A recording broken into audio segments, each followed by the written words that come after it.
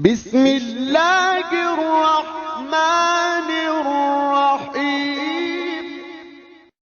मुल्ला रूमी ने एक चातर औरत की बात लिखी है, कहते हैं बड़ी तेज थी, रोना भी आता था, हंसना भी आता था, उसे मुस्कुराना भी आता था और अफसुर्दा रहना भी आता था, सारे रंग। उसका खामद बड़ा नफीस आदमी था, शरीफ आदमी था। उसने मकर किया, धोखा किया। पहले उस औरत ने उसको माँ बाप से काटा, फिर भाइयों से काटा, फिर रिश्तेदारों से काटा, फिर अकेली रहने लगी। अब तन्हा रहने लगी तो धोखे और मकर से बात, जो धोखा देता है ना, उसके मिजाज में धोखा शामिल होता है। उसको फरेब से झूठ रच बस जाता है, फिर जब तक झूठ ना बोले उसे सुकून नसीब नहीं होता। ये धोखा मिजाज का हिस्सा बन जाता है। इसको हमारे सूफिया रूहानी बीमारी कहते हैं। कहते हैं ये लग जाती है तो सच से इतनी लज्जत नहीं आती माज अल्लाह जितनी लोगों को झूठ से आती है। ये लग जाती है, ये रूहानी मर्ज है जो फिर इंसान बाज नहीं आता। रोज धोखा देती, रोज धोखा देती। और मुल्ला रूमी कहते हैं कभी बड़े बड़े धोखे छुप जाते हैं, अल्लाह मौका देता है, और छोटे छोटे धोखों से आदमी के राज निकलने लगते हैं, वो रुसवा हो जाता है। बड़े बड़े धोखे दिए, खामद को पता न चला, लेकिन रब करीम ने अब उसे सजा देने का इरादा फरमाया। किलो गोश्त लाया खामद, कहने लगा इसे पकाओ, इसे पकाओ, अच्छी तरह पकाना, भून कर पकाना, मेरे दोस्तों ने आना है। अब जब औरत ने गोश्त भूना, खाने पीने की बड़ी शौकीन थी, दिलदादा थी, खुशबू ने सताया तो किलो का किलो गोश्त खा गई। घर के अंदर छोटा सा बिल्ली का बच्चा रहता था, छोटा सा, और उस आदमी वो 2-4 दिन पहले लाया था, उसको दूध वूध पिलाता, प्यार करता। खामद आया, मेहमान आगे, गोश्त लाओ। अब बड़ी अफसुर्दा होके बैठी है, बाल बिखरे हुए, आंखों में आंसू है, हालात बड़े बिगड़े हुए। क्या हुआ? कहने लगी मैं नहीं चाहती थी आप दोस्तों के सामने रुसवा हूं, पर मजबूरी बन गई। गोश्त भून के रखा था, बिल्ली का बच्चा सारा ही खा गया। आपको समझाया था ना लाएगा। सारी जिंदगी जो आदमी धोखा खाता है वो कभी नुकसान नहीं उठाता। अगर उसका नुकसान होता है तो वक्ती होता है, नुकसान उसी का होता है जो धोखा देता है। सारी जिंदगी एतबार करता रहा, जब कहा किलो गोश्त ही खा गया। अब अल्लाह ने राज उसका जाहिर करना था, अब वक्त आ गया धोखे पकड़े जाने का। खामद कहने लगा मेरी अकल नहीं मानती, इतना सा बच्चा किलो गोश्त खा जाए। उसने कहा तराजू लाओ। तराजू के ऊपर जब रखा तो बच्चे का अपना वजन आधे किलो से कम निकला। उस बिल्ली के बच्चे का उसने तलवार निकाली और जब गर्दन पे रखी, कहने लगा कत्ल कर दूंगा, सच बता। लगी बस मैं खा गई। वो वाला भी मामला बता जो मेरी अम्मा पे इल्जाम लगा। कहने लगी वो भी तेरी माँ की गलती नहीं थी, वो भी मेरा गुनाह था। वो जो तूने मेरी भाभी के बारे में जुमला कहा वो भी उसकी गलती नहीं थी, मैंने इल्जाम लगाया। अब हालात कटने लगे। वो औरत जो कल तक दुनिया को बताती थी कि मुझसे ज्यादा तेज कोई नहीं, देख लो मैं किस अंदाज में राज कर रही हूं। मुन्ना रूमी कहते हैं 3 दुर्रे बरसे, 3 दुर्रे, और वो दुर्रे क्या थे? तलाक, तलाक और तलाक। ये 3 दुर्रे बरसे। न घर वाली रही, न शौहर वाली रही, न राज वाली रही।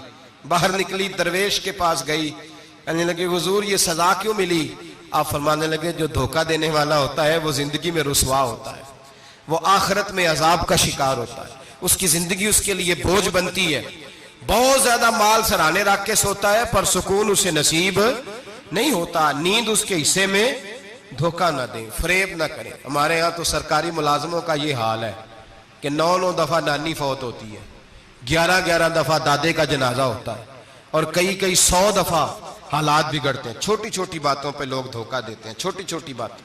यहां तक हालात है, हमारी अदालतों का अल्लाह हाफिज है, अब वहां केस जाते हैं खुला के। खुला का केस गया, खामन के खिलाफ बीबी ने मुकदमा कर दिया। अब औरतें इल्ला माशाल्लाह धोखा देती हैं, एड्रेस गलत बताती हैं। खामन को नोटिस गया, अब उसको मिलेगा तो वो अदालत में आएगा ना। मैं आपको जेन्युइन केस ऐसे दिखा सकता हूं, मेरे पास लोग मसला पूछने आते हैं। गलत एड्रेस दिया, 3 पेशियों पे खामन नहीं गया तो अदालत ने तलाक की डिग्री जारी कर दी। किसी फिका के किसी मुफ्ती के नजदीक तलाक नहीं होती, लेकिन औरतें दूसरा निकाह करके फिर रही हैं। किसी सुने गौर करे, इसमें इख्तलाफ भी नहीं है, मुसालक का निकाह नहीं, लेकिन तलाक। अब हमने धोखा दिया, भाई देखे मेरे पास तलाक है यूनियन काउंसिल की, ये मेरे पास तलाक है अदालत की, ये मेरे क्या कर। तलाक निकाह यूनियन काउंसिल के साथ होता है कि खामन के साथ? और बोले तो सही यार, किसके साथ होता है? तो तलाक यूनियन काउंसिल देगी, खामन देगा? अजीब तमाशा है। अदालत के साथ निकाह हुआ कि खामन के साथ? अजीब बात है भाई। किसी जाओ चौथे आदमी से कहो तलाक दे दे, कैसे तलाक हो? मोटी सी बात है। और लोग आके घर बसाना होता है ना, और अल्लाह माफ करे इस धोखे में कई दफा सरपरस्त भी शामिल होते हैं और दलीलें देते हैं, कहते जी नहीं फिर दालते गलत है, पाकिस्तान का कानून। मैंने कहा मुझे क्या बताते हो, पाकिस्तान के कानून अदालत की मैं बात ही नहीं करता, मैं तो रसूलुल्लाह की बात करता हूं, तो नबी पाक की बात कर रहा हूं। जब मुस्तफा करीम का कानून आ गया तो बात खत्म हो गई, वो कोई सा भी कानून हो। धोखा इतना आम है, फरेब इतना आम है, झूठ इतना आम है, दजल इतना आम है। लोग हर बात में धोखा, दीनदारी में धोखा, निकाह और तलाक में धोखा, हर जगह लोग धोखे के साथ जीना चाहते हैं। फरेब और फराड का लाइसेंस। अगर आप नाराज ना हो जाए, जिस वकील ने केस पकड़ा होता है उसे पता होता है कि जो आदमी मेरे पास लेके आया झूठा है कि सच्चा है, पता होता है कि नहीं?